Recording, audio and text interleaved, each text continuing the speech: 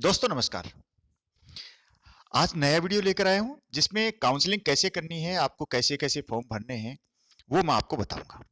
तो आरआई अजमेर ने कल सिलेक्शन लिस्ट जारी कर दी है, जो सिलेक्टेड कैंडिडेट हैं उनकी और वेट लिस्ट कैंडिडेट हैं उनकी लिस्ट भी जारी कर दी है। अजमेर साथ-साथ ही जारी करता है। तो इसमें अजमेर में पारदर्शिता ज़्यादा बरती जाती है, लेकिन कुछ डॉक्यूमेंट्स ज़्यादा लगाने पड़ते हैं। लाइक पुलिस वेरिफिकेशन, है ना?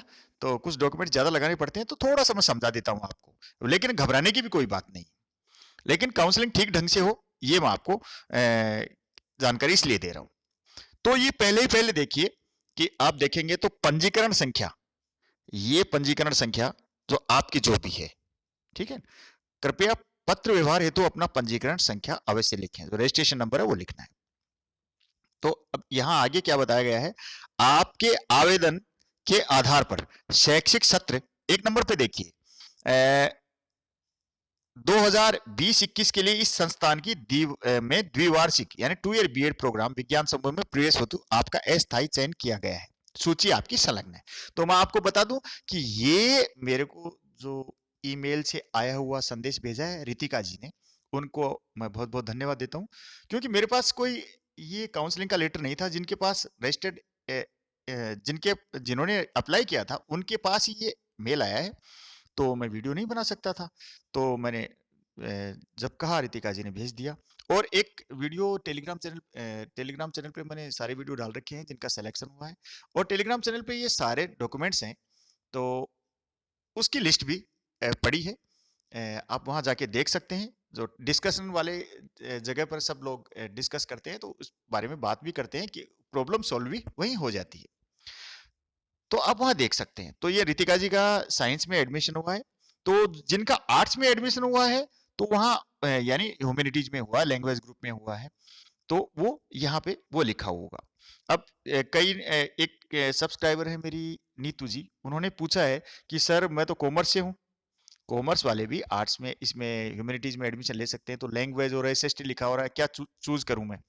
तो बीकॉम हूँ, सोशल साइंस ग्रुप में चूज कर सकते हैं क्या? क्या क्योंकि सिलेक्शन लिस्ट में लैंग्वेज ग्रुप लिखा है। हाँ बिल्कुल आप कर सकते हैं, सोशल साइंस ग्रुप चूज कर सकते हैं आप। ठीक है, आगे चले। तो 2 नंबर पे क्या है कि आपके अनंतिम प्रवेश के लिए संस्थान स्तर पर ऑनलाइन काउंसलिंग प्रक्रिया होगी, जिसमें आपको निम्नानुसार भाग लेना है। तो ऑनलाइन काउंसलिंग होगी कब, ये तारीख बता दी है, 3 तारीख बता दी है। तो मैं आपको इसके पॉइंट पढ़ के बताता हूँ। इस पत्र के साथ संस्थान द्वारा आपके सीईई 2020 में दिए गए ईमेल आईडी पर गूगल फॉर्म भेजा जा रहा है। कृपया इस गूगल फॉर्म को ठीक तरह से भर लें एवं निर्देशानुसार सभी दस्तावेजों को संलग्न कर दें। तो गूगल फॉर्म है, उसको आपको भरना है, और जो दस्तावेज डॉक्यूमेंट्स मांगे गए हैं वो आपको संलग्न कर देने हैं। सभी संलग्न दस्तावेज पीडीएफ या जेपीईजी जी जेपीईजी फाइल के रूप में ही स्वीकार किए जाएंगे। ये ध्यान रखना आपको, पीडीएफ में हो या जेपीईजी फाइल के रूप में। आप अपने रजिस्टर्ड ईमेल आईडी के द्वारा समस्त दस्तावेज संस्थान द्वारा भेजे गए गूगल फॉर्म में ऑनलाइन अपलोड करते हुए प्रस्तुत करें। तो ये तो हो गई बात, गूगल फॉर्म आएगा और आपको अपने सारे डॉक्यूमेंट्स हैं वो पीडीएफ फॉर्मेट में या जेपीईजी फाइल के रूप में अपलोड करने। ठीक है। अ, अब 2 नंबर पे आ जाइए आप, जो इंपॉर्टेंट है। 2 नंबर पे क्या लिखा है, ये देखिए। 2 नंबर यहाँ ए या बे बोल सकते हैं।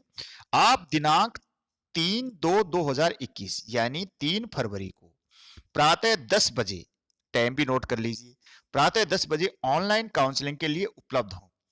इसके लिए आवश्यक गूगल मीट लिंक आपके रजिस्टर्ड ईमेल आईडी पर दिनांक 2/2/2021 को भेज दिया जाएगा। ये ध्यान रखिएगा। एक दिन पहले आपके पास गूगल मीट लिंक आ जाएगा। ठीक है ना, काउंसलिंग 3 तारीख को काउंसलिंग है 10 बजे, लेकिन एक दिन पहले ही आपके पास गूगल मीट का लिंक आ जाएगा। तो आप अतः इंटरनेट व कंप्यूटर, लैपटॉप इत्यादि की समुचित व्यवस्था यथासंभव कर लें, ताकि असुविधा व अप्रिय स्थिति उत्पन्न न हो। ऑनलाइन काउंसलिंग में किसी तरह की समस्या होने पर 0145 264 3760 पर संपर्क कर सकते हैं। ये फोन नंबर दिए हुए हैं, आपको कोई समस्या हो तो। लेकिन आप ये कह दोगे सर इंटरनेट नहीं था, मैं क्या करूं, मेरे पास तो लैपटॉप ही नहीं था, कंप्यूटर नहीं, नो कुछ नहीं चलेगा। आपको 3 तारीख को 10 बजे का मतलब 3 तारीख को 10 बजे आपको इस काउंसलिंग में शामिल होना ही है।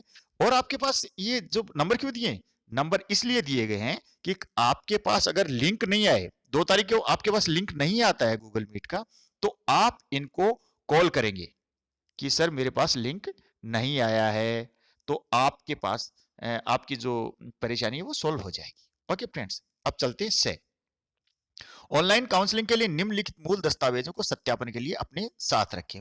वेरिफिकेशन होगा तो ये चीजें आपको अपने साथ रखनी पड़ेंगी। कौन कौन सी चीजें हैं, एक नंबर पे देखिए, CEE online application form and result card. ये देखिए पहला, CEE online application form and result card, तो ये आप इसको प्रिंट करवा के निकला लेना, प्रिंट करके रख लेना। दूसरा है सेकेंडरी परीक्षा अंक तालिका, सेकेंडरी परीक्षा प्रमाण पत्र, जन्म तिथि हेतु। 10वीं का जो अंक तालिका है, तो एक तो मार्कशीट होती है, दोनों को अलग अलग देखिए, एक प्रमाण पत्र है, सर्टिफिकेट अलग होता है, मार्कशीट अलग होती है, इसको ध्यान रखें। ये यहाँ अगर आपकी सेकेंडरी की अंक तालिका में ही जन्म तिथि है तो कोई दिक्कत नहीं है, लेकिन आपके पास बोर्ड सर्टिफिकेट है वो भी अपने साथ रखें। तीसरा है अर्हक यानी एलिजिबिलिटी, योग्यता परीक्षा, क्वालिफिकेशन क्वालिफाइंग एग्जामिनेशन है, ठीक है।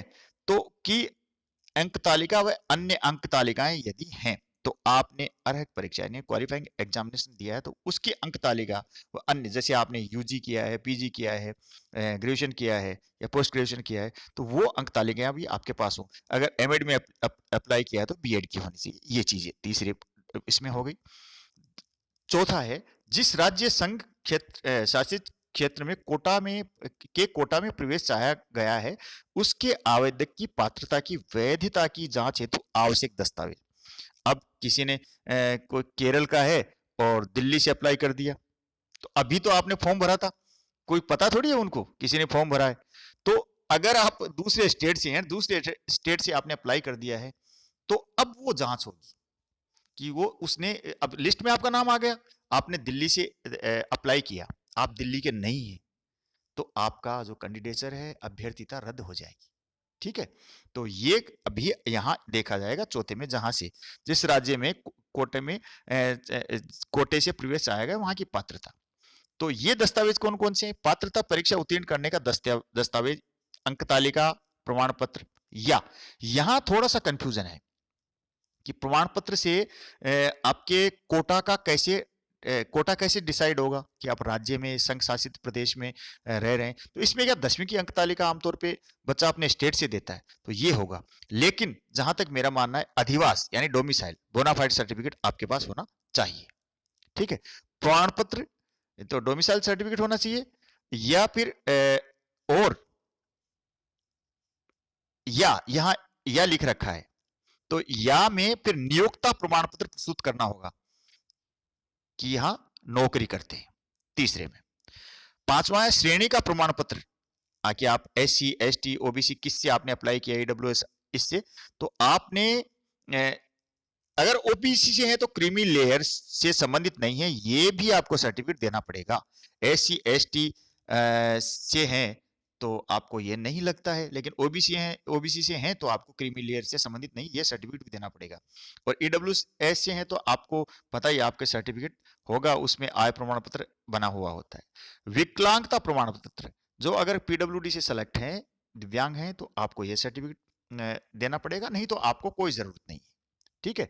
और सातवां है अंतिम स्कूल कॉलेज का स्थानांतरण प्रमाण पत्र एवं चरित्र प्रमाण पत्र, TC या CC, ट्रांसफर सर्टिफिकेट और कंडक्ट सर्टिफिकेट आपको ये प्रस्तुत करना होगा। अंतिम स्कूल या कॉलेज में, स्कूल का तो क्या है, आप कॉलेज का ही है, आपने PG किया है तो या UG किया है, ग्रेजुएशन किया है तो ग्रेजुएशन जिस कॉलेज से किया है उसका अंतिम, या आपने पोस्ट ग्रेजुएशन किया है तो वो अंतिम जो प्रमाण पत्र है वो आपको प्रस्तुत करना होगा। अंतिम जब लास्ट में आपने पढ़ाई छोड़ी है वहां से TC मिली होगी, आपको करेक्टर सर्टिफिकेट मिला होगा। आठवां है वेबसाइट पर उपलब्ध प्रारूप के अनुसार अधिकृत चिकित्सा अधिकारी द्वारा जारी किया गया प्रमाण पत्र। तो आप किसी भी डॉक्टर, सरकारी डॉक्टर होना चाहिए मेरे विचार से, जब मैं एक बच्चे को लेके गया था तो वहाँ अजमेर में उस समय ऑफलाइन होती थी, 2019 की बात है।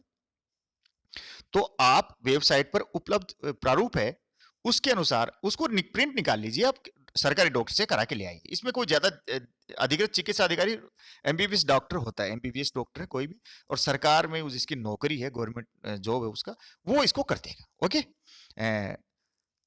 नौवां है, वेबसाइट पर उपलब्ध उपलब्ध प्रारूपानुसार अभ्यर्थी को स्वयं व अभिभावक के हस्ताक्षरयुक्त घोषणा प्रतिबद्धता यानी डिक्लेरेशन अंडरटेकिंग प्रस्तुत करना होगा। तो यहाँ पे फॉर्मेट दिया हुआ है, इसमें आपके पास आया होगा फॉर्मेट, उसको आप प्रिंट निकाल लीजिए।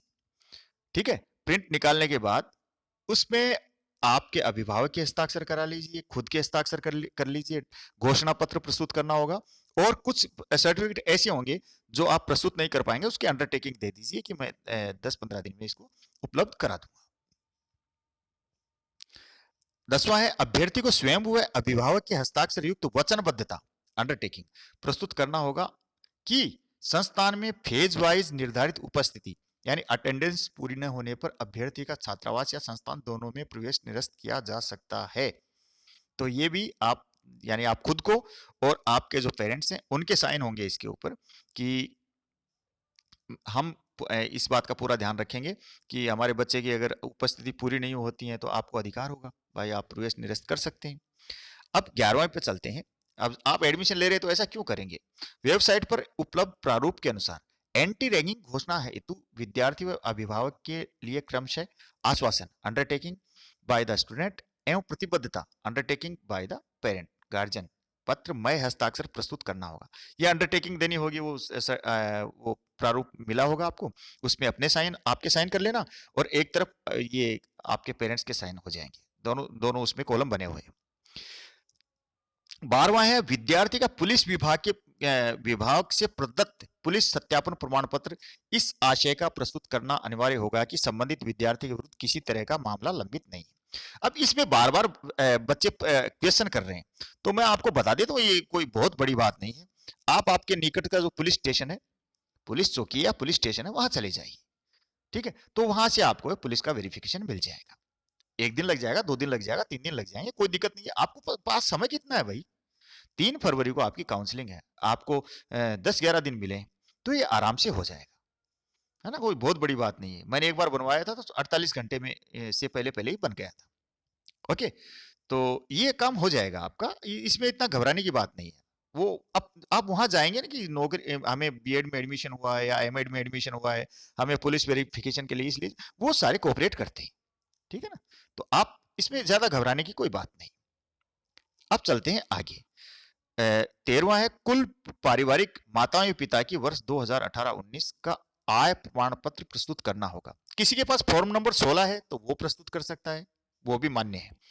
और आय जो नौकरी करते हैं सरकारी नौकरी में या प्राइवेट नौकरी में, वो फॉर्म नंबर 16 प्रस्तुत कर सकते हैं। और नहीं तो फिर आय प्रमाण पत्र, अगर कोई नौकरी नहीं करते हैं, खेती से आए या और कोई आय है, घरेलू कोई बिजनेस करते हैं, तो वो आय प्रमाण पत्र आप प्रस्तुत कर देंगे।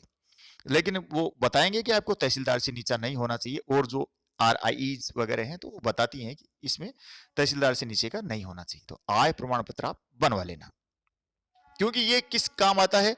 एक तो ईडब्ल्यूएस के तो काम आएगा ही आएगा, और जो आपको छात्रवृत्ति मिलती है तो 50% जो जनरल वाले हैं उनको भी छात्रवृत्ति मिलती है, स्कॉलरशिप मिलती है, तो आय प्रमाण पत्र उसका आधार बनेगा।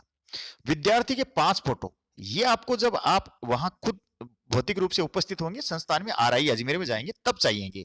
ये जो 14वें नंबर पे है, इसको देख लीजिए, ये आपको अभी नहीं करना है, ये आप वहां जाएंगे तब चाहिएगा। ओके, वहां उपस्थित होने पर। अब दय को पढ़ लीजिए। अब विद्यार्थियों अभिभावक के लिए आवश्यक घोषणा प्रतिबद्धताएं डिक्लेरेशन अंडरटेकिंग के प्रारूप गूगल फॉर्म के साथ संलग्न किया जाएगा। संस्थान की वेबसाइट www.rieajmer.raj.nic.in से भी ये प्रारूप डाउनलोड किए जा सकते हैं, तो आप ये डाउनलोड कर सकते हैं। ऑनलाइन काउंसलिंग के तुरंत बाद निर्देशानुसार आपको फीस ऑनलाइन एसबीआई कॉलेक्ट के माध्यम से दिनांक 6 फरवरी 2021 शाम 5 बजे तक जमा करानी होगी। इस डेट का भी ध्यान रख लें। ये हालांकि मैं और वीडियो बनाऊंगा तब तक। तो ये तारीख है जब आपके ऑनलाइन काउंसलिंग हो जाएगी और ये आपके कागज सही पाए जाएंगे, आपकी पात्रता सही पाई जाएगी, तो फिर आपको फीस के लिए कहा जाएगा। तो आप 6 तारीख तक 5 बजे तक फीस जमा करा देंगे तो आपका एडमिशन पक्का, आपका एडमिशन पक्का। तो इस हेतु लिंक आएगा एसबी कलेक्ट का, तो वेबसाइट www. ये ही ऊपर वाली वेबसाइट है पर उपलब्ध रहेगा। निर्धारित समय तक फीस जमा न कराने की स्थिति में आपका प्रवेश निरस्त कर दिया जाएगा। फीस का विवरण इस प्रकार है। तो कुल फीस लगती है जनरल ओबीसी ईडब्ल्यूएस स्टूडेंट की फीस लगी 13,350, 13,350। और SC ST के लिए कितनी है? 5,000 कम कर दो, क्योंकि उनकी ट्यूशन फीस नहीं लगती। आप देख रहे हैं 8,350। ठीक है, तो SC ST और PH कैंडिडेट्स की जो फीस है 8,350, 8,350। क्योंकि आप लगभग हिंदी भाषी हैं तो आप मेरी बात सब समझ रहे होंगे। और RI अजमेर है और RI भोपाल है, तो यहाँ परीक्षा का माध्यम अंग्रेजी के साथ साथ हिंदी भी होता है सेमेस्टर एग्जाम का। कई बार आप क्वेश्चन कर लेते हैं, पूछ लेते हैं, तो मैं आपको ये बता देता हूँ फिर से। अब कृपया निम्न बिंदुओं पर विशेष ध्यान दें। छात्रावास से संबंधित फीस प्रथम किस्त 18,200 रुपए ये संबंधित विद्यार्थियों से छात्रावास आवंटन पर वसूली जाएगी। जब आपको हॉस्टल अलॉट कर दिया जाएगा तब आपसे 18,200 रुपए लिए जाएंगे। विद्यार्थी एवं अभिभावक के लिए निर्धारित एंटी रैंकिंग वचनबद्धता प्रतिबद्धता के अनुसार यह अपेक्षा है कि वे क्षेत्रीय संस्थान अजमेर की वेबसाइट पर मौजूद रैंकिंग के जोखिम पर नियंत्रण लगाने से संबंध यूजी विनियम 2009 का पूर्ण रूप से अध्ययन करेंगे। अब ये तो आप पढ़ ही लेंगे इसको, कोई बात नहीं है, कोई खास बात नहीं है। और प्रवेश कब रद्द माना जाएगा ये बात बताई है।